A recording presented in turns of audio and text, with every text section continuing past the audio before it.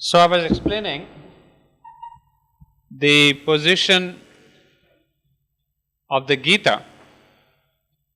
When we said the synthesis of the Gita, that the Gita has brought about, you see one sentence that Aurobindo uses here. He tells us that it has built a harmony of the three great means and powers, love, knowledge and works. So with this heart approach, of course, yet it has brought in the love. And because it takes help from the previous scriptures, previous Vedas and the Upanishads, we have the knowledge too there. So knowledge and love, it brings in as a synthesis and a harmony. But as we said, the new element it brings in is love. That is based on the heart, because as it says, the divine is within, you can worship him within. That is the great synthesis. But where does the question of karma come in? Jnana yoga, bhakti yoga and karma yoga. Because that's where the synthesis has to be brought in. Well, obviously, the question of karma yoga comes in because you cannot increase, is not the question of cannot, but it's much easier to increase your bhakti and your knowledge through works and works alone. You see, without working for the divine, you can never have love for the divine. You cannot be sitting in a corner and say, hey, I love the divine and I have the knowledge of the divine. You cannot have. So the best way to come to know the divine and to love the divine more is working for the divine. If you're working for the ego, what do you love? Yourself. If you're working for the family, you love your family. If you're working for the nation, you love your nation. So it is interconnected. So whomever you're working for, you fall in love with that person. So if you're working for the divine, you love the divine. So Sri Krishna brings in that in order to increase the bhakti, you have to work for the divine. Therefore, the work becomes the basis of this triangle of bhakti, karma and jnana. So this is the bottom, the base must be the karma, this is jnana, this is bhakti, and this is the supreme.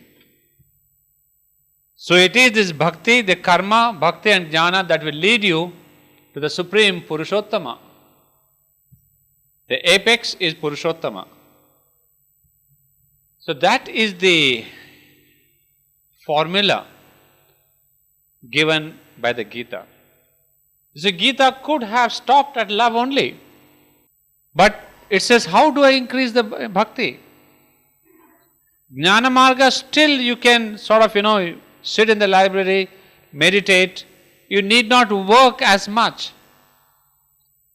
You can be in a corner, read the scriptures daily, learn them by heart, meditate for hours. You still can get a kind of a realization of the Nirguna Brahman, the featureless Brahman, the silent Brahman. Because as we saw in the recent classes, those of you who are here in my library one classes, Aurobindo explains that mind is the best means to cut yourself off from this world. In the sense, mind has this innate capacity to abstract. It has the possibility to think in abstraction of a divine. It does not need a form. You can think of the silence, you can think of a beauty, you can think of the compassion, you can think of the judgment, justice. So these are the concepts which the mind can concentrate upon and lead into that levels and you can go away from this world of body, of the forms of attachment. So he says, mind takes you away from this world, whereas the heart and the body brings you back to the world. The emotion, the vital and the body connect you with this world. The mind disconnects you with the world. So when we say have detachment, first you practice in your mind. When you say become desireless, first you practice in the mind. Because the mind alone can bring you that detachment. Because it is its innate capacity. It doesn't have to make much effort. Whereas my heart, my emotions, which emotions means they run out to make relationships. So heart wants the another person, the other, the outside, the second. Whereas the mind doesn't want it, doesn't need it. Mind can live on itself, by itself, for itself. So, the Jnana Yoga of the Vedas and the Upanishads could have done away with karma. That's why the great Shankaracharya says that leave all karma, all works, follow only Jnana Marga, the path of knowledge. Because knowledge will take you to Brahman, work will take you to this illusory Maya world. Great and perfectly right. So, they could escape from work. But the moment Sri Krishna brings in love, karma becomes inevitable. You cannot increase love by sitting in a corner. You have to work for the lover. It's the same thing in all your married relations also. If you don't work for each other, you see where your next meal comes from. It's the same human psychology everywhere. So you have to work for each other. That is, the more you work for the lover, the love increases. So it's the same truth. So karma was brought in as the inevitable practice in order to increase love. And the more you increase the love for the divine, your knowledge of the divine also increases. And a knowledge which you could never have gotten from your books, mind you. You could have perhaps read all the Upanishads and the Vedas and the scriptures and the Bible and the Quran. You will not get knowledge until you have the love for the divine. You see, they are so interconnected. So, work leads you to love, love leads you to knowledge. So, this is the integration you have. Therefore, Gita stands as a wonderful synthesis. And this is the aspect that has been lost. People said it's only karma marga and jnana marga and bhakti marga and all that and all that. I would straight say they haven't understood at all the essentials of the Gita. Because how could you have love and knowledge without work?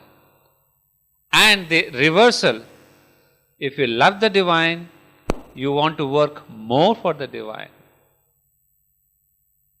So you see, they're all interconnected. Work leads you to love, love brings you back to work.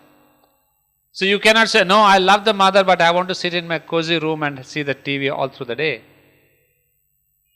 That's no way. You cannot claim that you are loving the mother.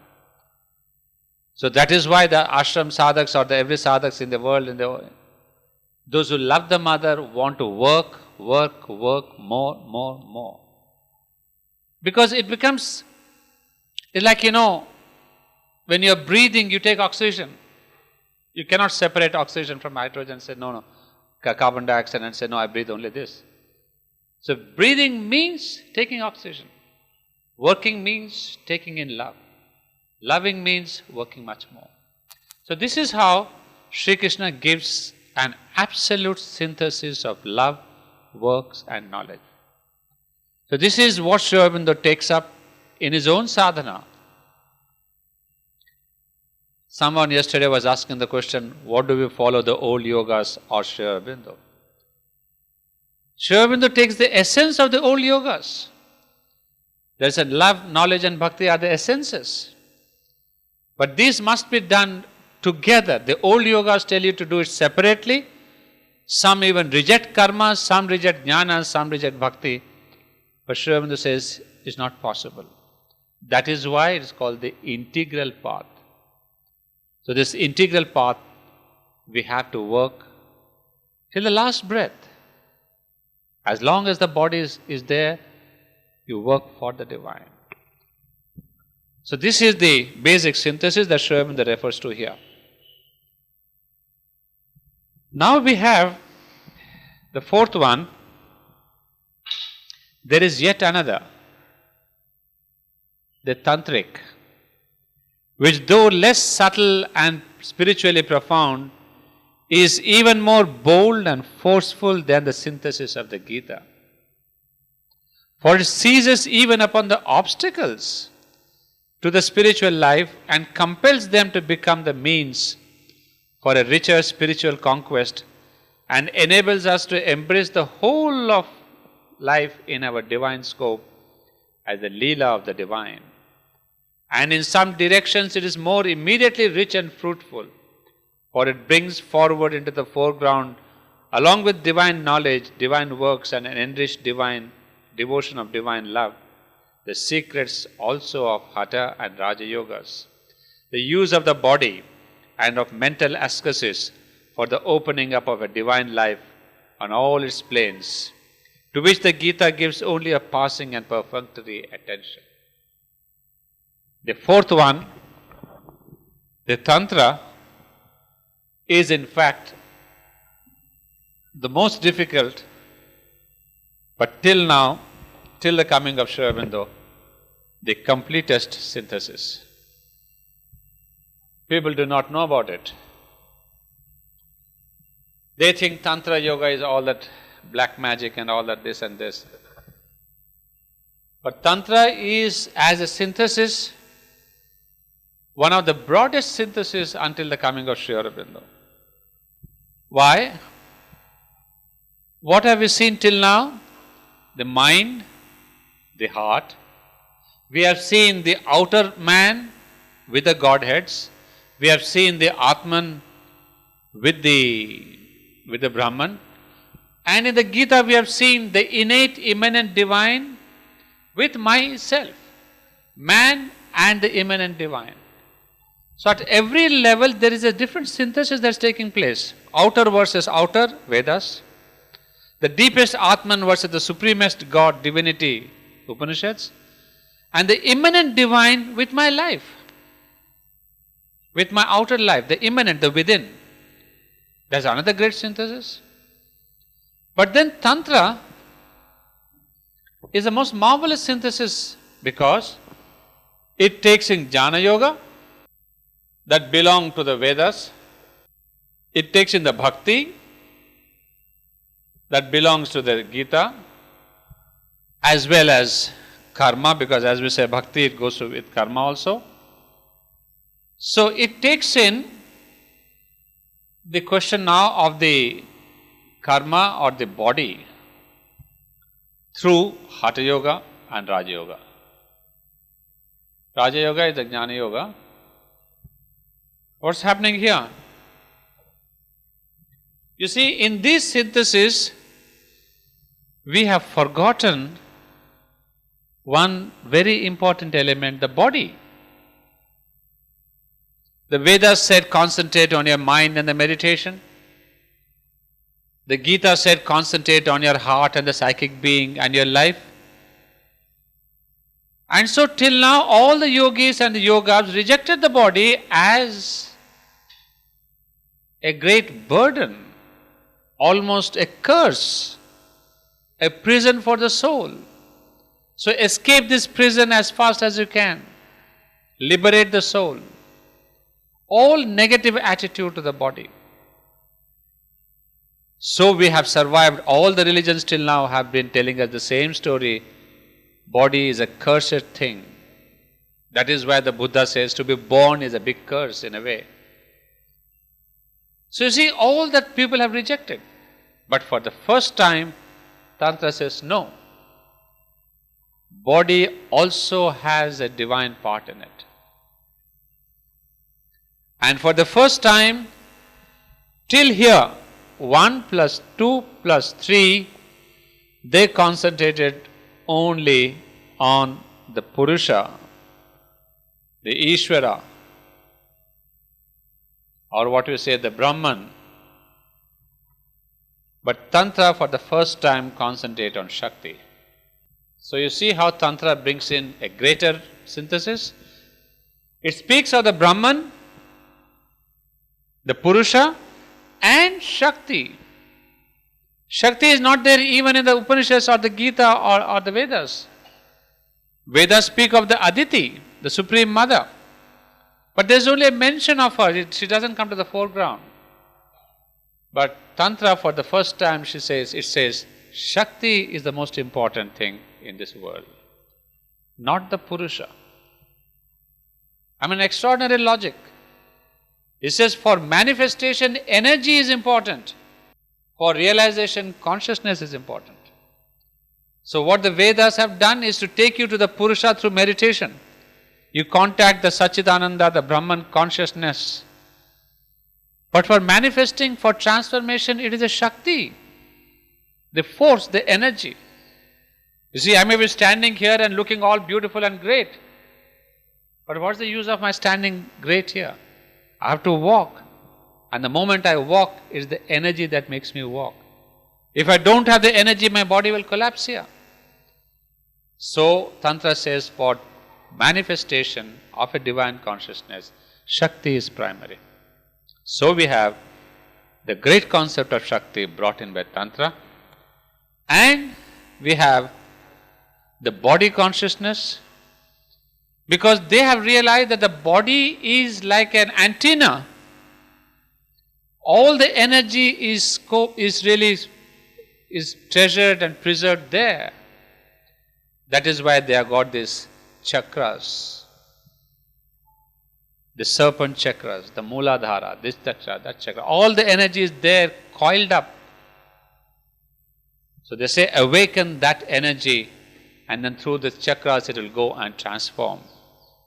So they energize your body, the chakras energize your body. So everywhere they play with the Shakti that is hidden in the body. That I suppose is really a bold step. No Vedic rishis ever thought of doing that. No Gita yogin ever thinks of doing that. So Tantra is therefore one of the most marvelous synthesis, the greatest and the most powerful, most courageous, and thereby the most difficult. Because there are paths in Tantra which could be misleading to the human being. Misleading in the sense which are a bit of a trap. Because if it wants to use the sex energy and transform it into the spiritual energy, ideologically it is good, theoretically it is wonderful. On the practical level, it is a big mess. Because for the common human being, without the aspiration and without the Shakti coming in, you cannot pass across the sex energy. So this is where there have been some pitfalls. And most of the tantric yogis fell into the pitfalls. They never survived the first steps of this sex energy being transformed. But those who have conquered that, they have gone to great heights. But as a theory, that is the fourth synthesis that we have in our spirituality. So we cover by now all the three margas. Now we have an added element of the body consciousness and the added ideal of the Shakti. Now what is there to be done? We have the whole human being, the mind, the heart, the body. We have the Purusha and the Prakriti, Ishvara, Shakti. We have the Brahman and Purushottama. So Tantra seems to be the whole thing. And that is why people would say that Sri Aurobindo's yoga is nothing but Tantra, essentially. They are not mistaken. You can see the Tantra theoretically holds everything. They would also say Shakti is the one transforming force. So where is the difference? They have even taken up, mind you, I forgot to tell you, they take up the drawback, the weakness. The Aurobindo uses a different word here. He calls it saying, it brings forward into the foreground along with divine works and enriched devotion, secrets also of Raja Yoga and Hatha Yoga. Well, it takes up rather a spiritual conquest and enables us to embrace the whole of life in our divine endeavor. So here the Tantra takes up not only the body consciousness, but the inconscient parts of our body consciousness. What do I mean? You see, till now the Vedas, the Upanishads, the Gita dealt with the higher being of man. Aspiration, prayers, meditation, realization, puja, bhakti. But what about my anger, my jealousies, my this thing, and all the lower aspect that I have? They said, no, push it under the carpet, we'll see it later.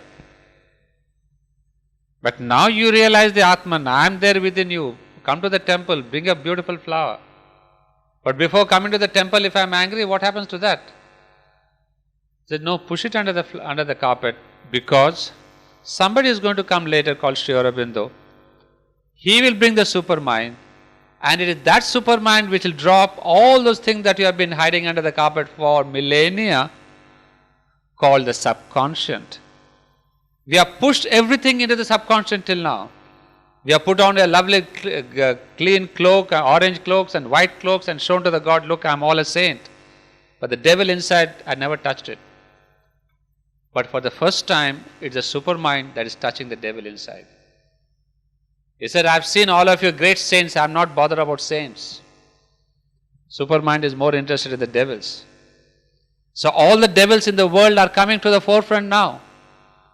I don't want to name them, you know them very well. They are there in the forefront, they are being cleansed up, cleansed, thrown out, released. Even, why the world? Even in us. You will see all of us are going through a kind of a process of this cleansing. We can no more act like saints. All the goody things. Times have gone. Now you want it or not want it, somebody is, just pulling the carpet under you and saying, hey, you got something hidden there. When the mother used to go to inspecting rooms in the ashram, people used to clean up those rooms and put the dust in the corner and say, Mother, this is your photograph and those are your books. Mother would say, hang on. I go to the other corner and say, what is this dirt here? So this is what is really the truth of the matter of supermind. He says, all your gods and temples and churches, they are well decorated. You are building more and more with greater marble, greater gold. It's a fine. Thousands of years people have done that. But what about the dirt here? Putting on a lovely clean white cotton shirt doesn't hide your dirt there. So this is the question, this is the age, this is the time of the cleansing. If you wondered why the violence, if you wondered why the fundamentalism, if you wondered why this criminal killings every day, why this hypocrisy, papers and TVs are every day full of this, it's not our fault. It is somebody is in a hurry. There is a haste in the cleaning up of the mankind. And that's thanks to these two people standing behind us, the Mother and Sri Aurobindo. Because until you clean the place, you cannot rebuild. You cannot think of the Superman coming tomorrow in this dirty place. When you go to your house before ceremony, first you clean up and they say, then I do the Bhumi Puja. So the Bhumi Puja has to be done on a clean place. So this is the cleansing. Unfortunately, or unfortunately, we have seen the great avatars, we have also to see the great dirt at the same time. Maybe when we come back in our next lives, we will see a little bit of a cleaner place here around the world. But we have to pass through this. We are in the process. We are the participants. Because we have also got the same dirt within us. So that's why coming back to our Tantra, that is a most marvelous thing. But then we have the fifth synthesis, Sri Aurobindo and the Mother. This is the last synthesis, as we can say. last because after this supermind is coming. What have they done? What is the synthesis they have brought in? That's something new. Well, that is a grandiose synthesis where you have the Purushottama, we have the Brahman of the Vedas, you have the Purushottama of the Gita, you have the Shakti of the Tantra, you have the integral Marga of the Gita, Karma, Bhakti and Jnana, all these three parts. We have Raja Yoga and Hatha Yoga of the Tantra Yoga, and we have the meditations of the Vedas. All these things are there. In a synthesis of yoga, he has brought in the essential realizations of all these paths. But is it just that he has clubbed them together and he is just an editor of all these yogas? Call it the synthesis? No. So what is the new in Sri Aurobindo? Well, Tantra took up the body consciousness through Hatha Yoga to transform it and to really bring in a new consciousness and said, energize this body because the Shakti is within you. Kundalini Yogi as they call it. But then Sri Aurobindo goes further to say that to energize the body is good. To bring in this Shakti, to realize the immanent divine, the Sri Krishna is good. What we call the psychic being is good. But what for all this? You want to be a better man? You want to be a spiritual man? But he says all this you cannot be until you start the transformation of the physical. So Sri Aurobindo adds the new dimension of the transformation of the physical, the mental and the vital. Till now what the Tantra and all others have done is spiritualization of all the body, mind and life. Sri Aurobindo brings in the transformation of the body, mind and life. As the Tantra says the Shakti is the important element, Sri Aurobindo brings in that element and says, yes, Shakti is not only the important element, but Shakti is the important element. Without her, you cannot do my yoga, says Sri Aurobindo. So that's why the mother becomes the center of Sri Aurobindo's yoga. So rest of the things are around her. So if you catch this transforming energy, Shakti, then Sri Aurobindo's yoga can be done. So we have here now the grand synthesis of Indian spirituality. And this is where this paragraph tells you in the last line that after this, where you see the line that the Tantra brings in also the secrets of Hatha and Raja Yogas, the use of the body and of mental ascesis for the opening of the divine life on all its planes, to which the Gita gives only a passing and perfunctory attention. Moreover, it grasps at the idea of the divine perfectibility of man. Remember Tantra, that you can change, you can transform, you can bring in a new consciousness, a new energy. So there is the first seeds of a divine perfectibility are there in the Tantra itself, possessed by the Vedic rishis but thrown into the background by the intermediate ages. You see, originally the concept was man can become God was there in the Vedas. Man has the potential to become God. But what is the transforming power? They too said, Satyam Ritam Brihat. They also said when this lid of the mind is broken and we are bringing the golden light of the supermind, that will be the transforming energy and the force and the consciousness, which was brought down only recently 50 years back by Mother and Sri Aurobindo. So it's only 50 years back that the transformative process of the world began. So there is first the psychicization, spiritualization and supramentalization or the transformation. So that began with the coming down of the supermind. But he says, ideologically it was there in the Vedas, it was forgotten later, But Sri Aurobindo brings back the ideal and the Shakti needed for accomplishing the ideal. So in the last para he would say, we of the coming days stand at the head of a new age of development which must lead to such a new and larger synthesis. The new and the larger synthesis is brought in by Sri Aurobindo. We are not called upon to be orthodox Vedantins of any of the three schools or tantrics, or to adhere to one of the theistic religions of the past, or to entrench themselves within the four corners of the teaching of the Gita. So now Sri Aurobindo comes out bold. Said, although this Indian history looks so remarkably great and integral in its approach, he said that is not the end of the world. That is not the end of the spiritual path. We don't have to hang on to the past, however great it may be, as great as the Gita, as great as the Tantra, as great as the Vedas and the Upanishads. We don't have to stand, he says, in the four corners of the teaching of the Gita. That would be to limit ourselves and to attempt to create our spiritual life out of the being, knowledge and nature of others, of the men of the past, instead of building it out of our own being and potentialities. I mean, remarkable. And I'm sure, as I told you yesterday, he did it himself. He said, why should we build the future or the present on the basis of the past, on the energies of the past? He says, no, we must build them on the realization and energies of our own now. So Sri Aurobindo did not even read our Indian yogas.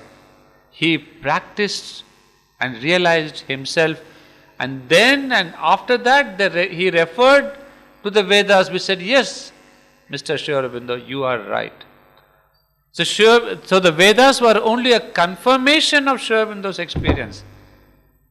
The Vedas did not direct him, they only confirmed. So exactly what he is saying, he has done it himself.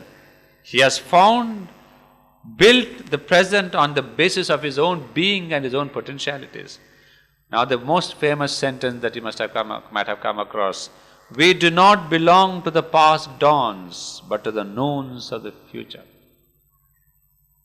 Like we have the synthesis of yoga, all life is yoga, the most remarkable sentence. This is the most inspiring sentence in the synthesis, in the essence on the Gita. We do not belong to the past dawns, but to the noons of the future. So here is that great visionary, a man who only thinks of the future. And no one else could have known the past better than Sri Aurobindo. Knowledge-wise, history-wise, experience-wise. And yet Sri Aurobindo, if I may use the word, dares to reject the past because he has seen a much brighter and greater and more wonderful future. How is it that I and you, we cannot reject the past? Because we do not know the future. We say, maybe that's worse than this, or we do not know what will happen tomorrow. There will be a third war. Better go to our own Indian old scriptures, Indian old architecture, Indian old temples, Indian old religion. Because we have this kind of a doubt and debate in my mind. But one who knows the future says all the past is hardly anything compared to that great future. So it declares that we do not belong to the past dawns, but to the noons of the future. A mass of new material is flowing into us. We have not only to assimilate the influences of the great theistic religions of India and of the world and a recovered sense of the meaning of Buddhism, but to take full account of the potent, though limited, revelations of modern knowledge and seeking. And beyond that, the remote and dateless past, which seemed to be dead, is returning upon us with an effulgence of many luminous secrets long lost to the consciousness of mankind, but now breaking out again from behind the veil. See, he is the real modern avatar. He says, we take the past, the best of the past. He does not throw the baby with the bucket and the water. He keeps the best. That's where he brings in all the synthesis. And then he would say, there's modern science which is bringing in so much of knowledge. Why should we reject that? Take up the modern knowledge, technology, all that the modern things are bringing in. Synthesize that with the past jewels and make a greater synthesis for the future. So he says all this points to a new, a very rich, a very vast synthesis. A fresh and widely embracing harmonization of our gains is both an intellectual and a spiritual necessity of the future. But just as the past syntheses have taken those which preceded them for their starting point, so also must that of the future, to be on firm ground, proceed from what the great bodies of realized spiritual thought and experience in the past have given. Among them, the Gita takes a most important place. This is exactly what the other syntheses have done. This is exactly what Sri Aurobindo himself has done. What is it? That just as the past syntheses have taken those which preceded them for the starting point. So Upanishads took the Vedas as a starting point. Gita took the Upanishads as a starting point. Tantra took the Gita and the Upanishads and the Vedas as a starting point. So Sri Aurobindo takes the Tantra, the Gita, the Upanishads and the Vedas as a starting point. What do we mean by starting point? Not just reading the books of the Vedas and the Gitas.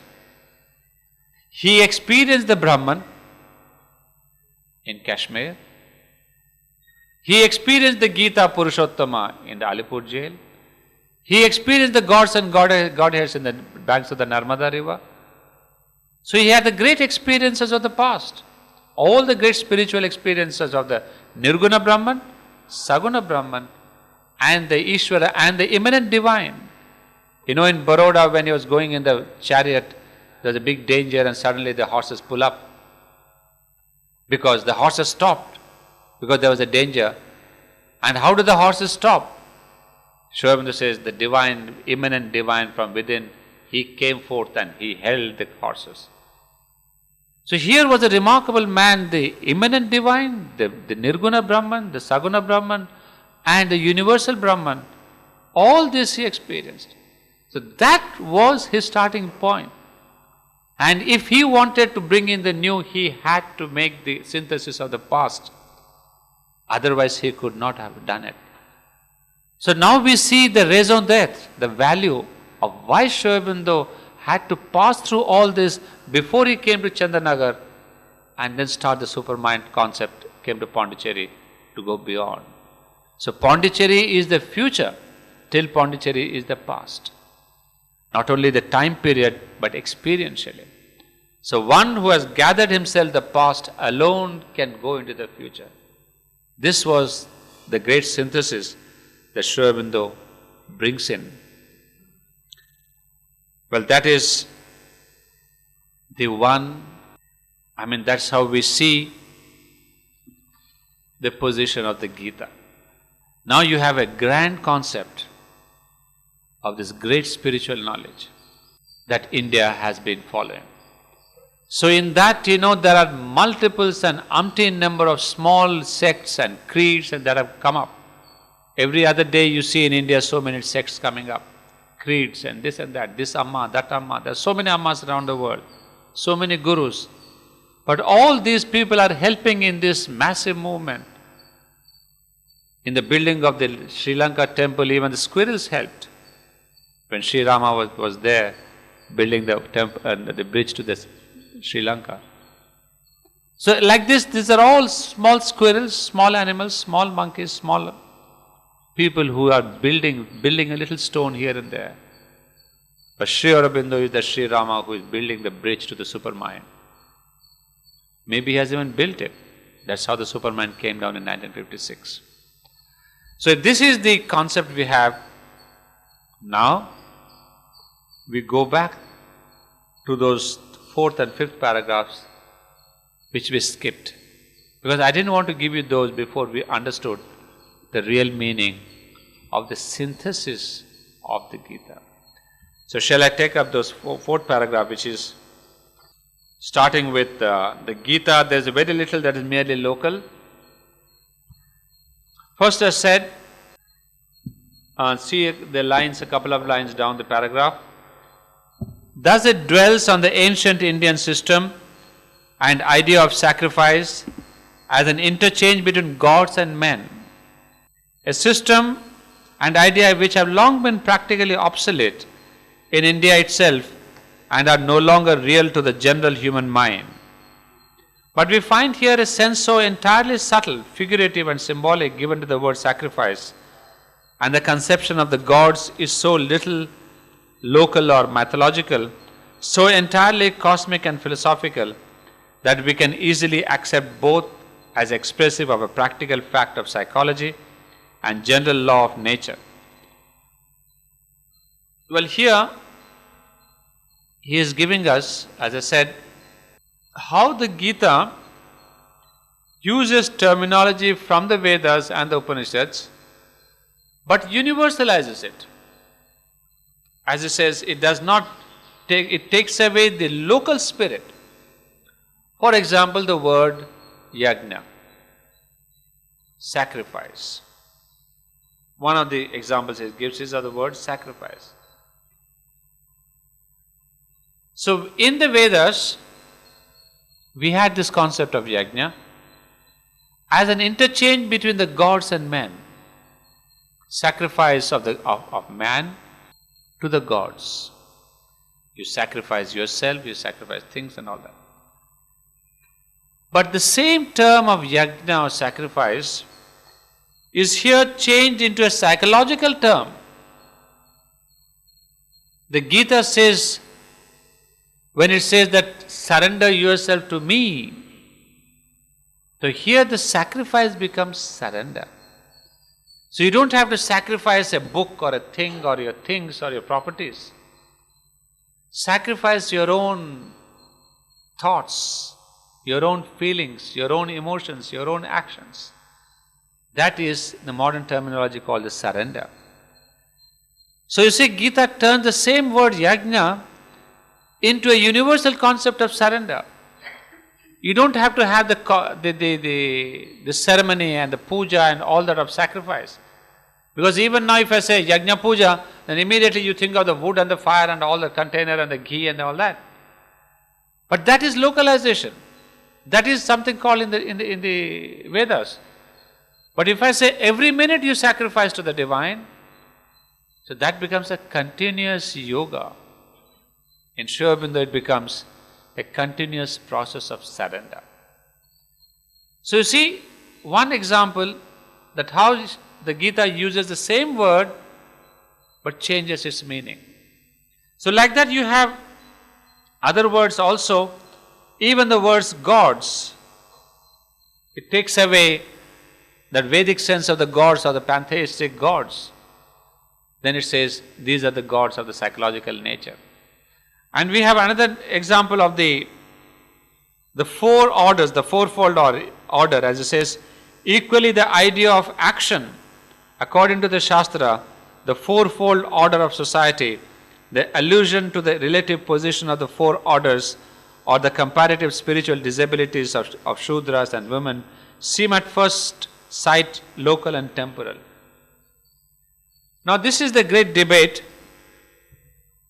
about the question of the four orders. Now until the Gita's time, these four orders of the society that we know, the Brahmin, the Kshatriya, the Shudra, the Vaishya and the Shudra, they were given a kind of a meaning in the Vedas where the Vedas interpreted the four orders as the four parts of the divine. Brahmin as the head, Kshatriya as the limbs, Vaishya as the stomach, and the Shudra as the legs. And all these are as important as each one of them, as any one of them. Head cannot work without the heart, and the limbs cannot work without the stomach. So they are energizing each other. So they said the four orders are nothing alien. They are parts of the Supreme Divine Himself. So in those Vedic times, the Shudra was not looked down upon. Because if your legs don't walk, what is your head going to do? You're not going to roll on your head. Your legs are as important as the head. But the head has to give the instructions to the leg to go left or right. Without the head, you cannot just walk blindly. So the legs and the heads are interdependent.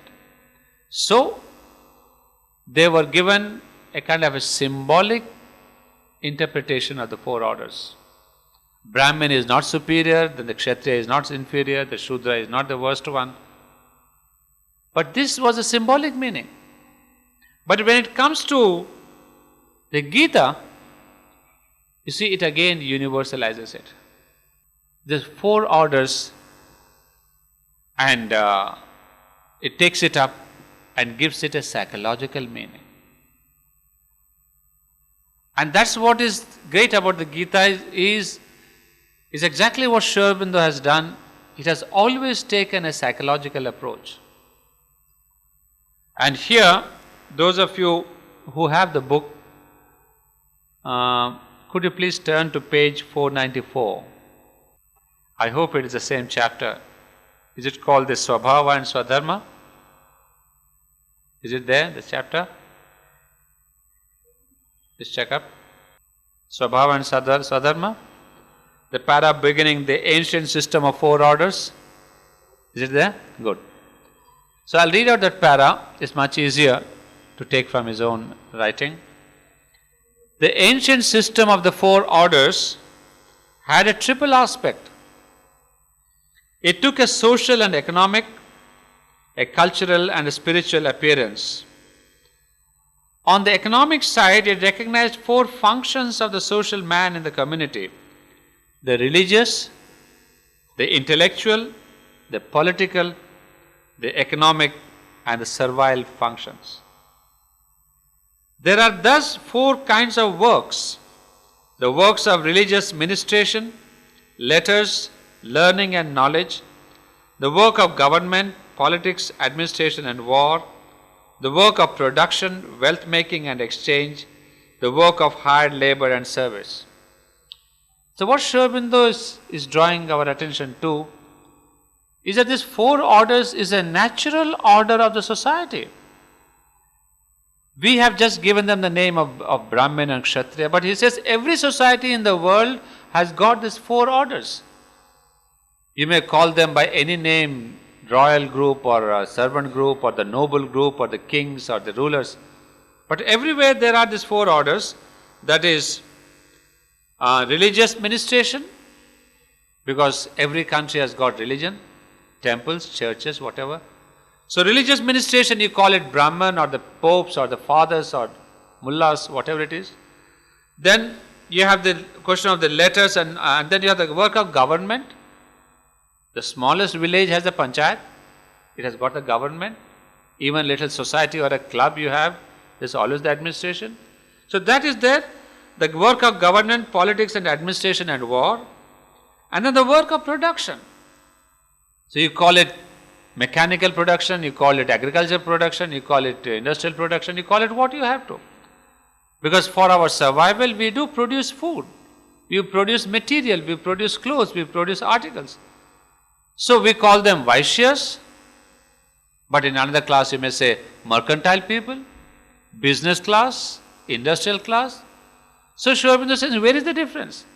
Why are you saying only Indians have done this classification, so they're bad and they have given this tight regimentation? And then last, we have the work of hired labor and service, where we say, those are not experts, those are not really, trained personnel. Labor class, they hired people. But without them, you can't build a building. I may have all the plans of drawing on my table, but you need them to build the building tomorrow. So he said this class is there everywhere. So we in India have given them a proper name, a proper classification. But it is a common feature of the human society, wherever it may be. It is there under a different name only. So you would say this system was not peculiar to India, but was with certain differences the dominating feature of a stage of social evolution in other ancient or medieval societies. In fact, the modern times, you may say in America, we don't have this classification. You may say in Germany we don't have, you may say in England. Who says you don't have it? Don't you have administrators? Don't you have business class? Don't you have hired labor? Don't you have the administration, those who do the scholarship work? So nomenclature may not be there, but the functions are there. The thing that India did, as I said before, was classification. And that classification is what really became fossilized down the ages. That was the only defect that happened in India. Because we gave them a name, the name turned into a form. The function turned into a form. Brahmin name was given more to a quality. Next he would tell us, Brahmin is not one who is born a Brahmin. Brahmin is a quality. Kshatriya is a quality. But unfortunately the quality turns into a birthright, and therefore the degeneration came. So a person born to a Brahmin, he should not be a Brahmin because he is born to a Brahmin. Because if he says, no dad, I am not interested in your puja and all that, puja part and all that, I am rather going into the business. Brahmin will say, how dare you do that? You are the son of a Brahmin, you go to the temple every day and you may not be interested in it at all. That is the only thing that happened. And we think because I am born a Brahmin, that I have the right to go to do the pujas, and if somebody says, hey, can you do a marriage ceremony? I say yes. Because I think I am born a Brahmin. But it need not be so. So Aurobindo tells us here that in India, it is not just peculiar to India, but it is there for the whole world. But in one place I remember, Aurobindo writes in a letter, or maybe in a passage, I don't remember anymore. He says, I think it's the human cycle, that in the formation of a nation's soul, in the formation of a nation, what we say Bharat Mata, this classification that we had in India was a great protection. And it says in the Islamic countries where they do not have this kind of a social strata, of course functionally it is there. He said this kind of a clear groupings was what really protected the country. But in the Islamic countries, they are not able to have this nation soul strength, nation soul birth, because the social order is missing. I mean, that was a curious line I found. Well, I have to look into much more because I do not have much idea of the Islamic society. But that really caught my attention, and it was so true. You see, there's so much of problems in the Middle East. There's clashes and this and that they go more by the religion, but then as a nation's soul. If Pakistan is there, it is more on a basis of religion. It doesn't have a nation soul at all, because its nation soul and India's are one and the same. But it has been divided on religion. So it will not last. That is one of the raison d'etre why Pakistan and India had to be reunited, because they have the single same soul. It is only man's stupidity that we have divided it on racial basis, on the religious basis. So he tells us that this classification of the society was very much needed. Even in Europe, why the European countries have such a strong nation soul? Because they had these kings and the nobility and the royal people and the warriors and all that, and the serfdom we call them. But so they could become a nation much faster than a society which did not have this classification. So you see, in the human evolution, all these things have happened. Maybe now they have lost their meaning, but in their own time they all served an evolutionary purpose. That's what we should appreciate and remember. And down the line he says, the four functions are still inherent in the life of all normal communities, but the clear divisions no longer exist anywhere, except perhaps in India even now. The old system everywhere broke down and gave place to a more fluid order, as in India to a confused and complex social rigidity and economic immobility degenerating towards a chaos of castes. You see, that's what I was just referring to. Unfortunate is our country, because they have been fossilized degenerated into the caste system. So even now the backward classes, these classes, what the government is really doing is really an abhorring thing. I mean, really, if we want to be an Aurobindonian disciples, at least from our mental consciousness, we just reject this caste system and the class system. So sometimes, when we see the politicians playing on this caste, we can see what a horrendous thing it is, how much India is going backwards with all this caste system. That is one side. Then on the cultural idea, which gave to each class its religious custom, its law of honor, ethical rules, suitable education and training, type of character, family ideal and discipline. And it, you see, to make a solid structure which can last you thousands of years is not a temporary thing, mind you. So when you called a class of Brahmins or Kshatriyas, by quality, remember, not by birth. So if you say, simple as this, if I want to be a scholar, I must do a particular kind of training. I have to read, I have to write, I have to go to the libraries. I cannot be sitting in a cinema hall and say I want to become a scholar. You have to follow a particular style of living. Then only you are a scholar. But if you want to be a warrior, if you are eating hamburgers every evening, you cannot be a warrior. You have got to follow a discipline of the physical. So similarly, as Aurobindo says, on the cultural side, a Brahmin was given a particular kind of education, a particular kind of environment, a particular kind of training.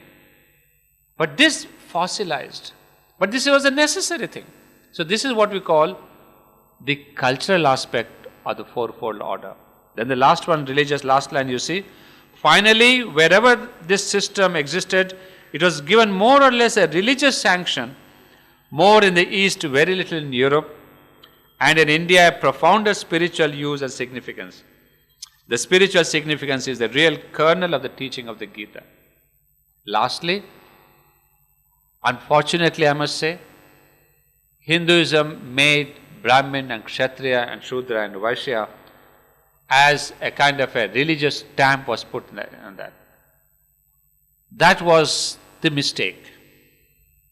That was what saved Europe from the caste system. They did not give it a religious stamp. Although it existed as a natural structure of the society, they did not have the support of religion. And we in India gave the support of religion to the extent that it's become very, very strong classification. Because today, anything happens, we quote the Upanishads and the Vedas and say, no, in the Vedas the Brahmins were there, so even today the Brahmins must be there.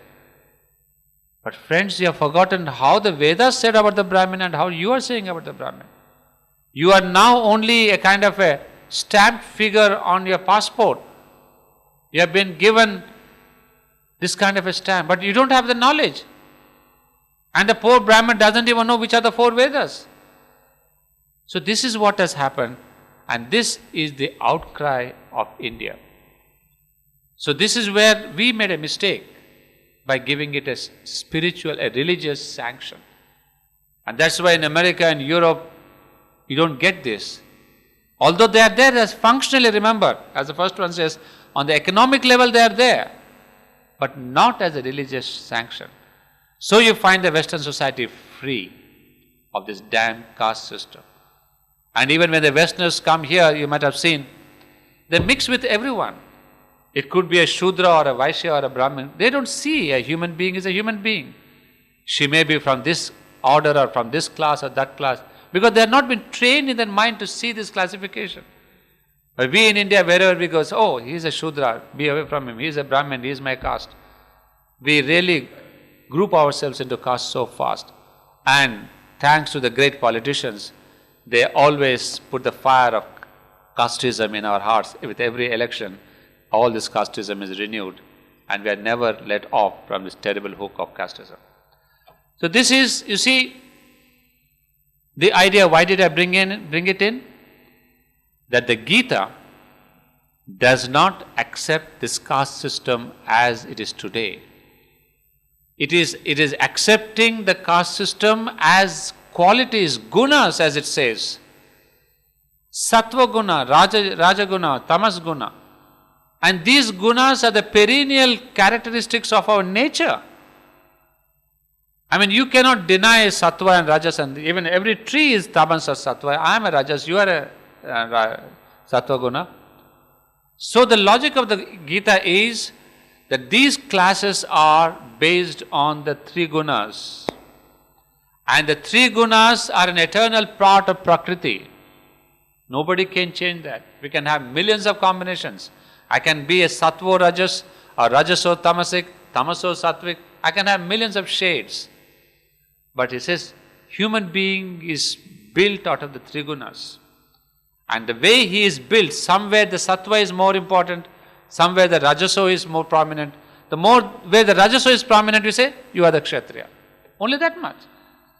So Gita accepts it, but as a psychological quality, not as a caste. So you see, the whole thing is universalized. So the argument that we are talking about is that Gita broadens the meaning of all this ancient terminology, takes it away from its local temporality and makes it into a universal quality. So like that he has given examples of others, of the fourfold shastras, meaning of that.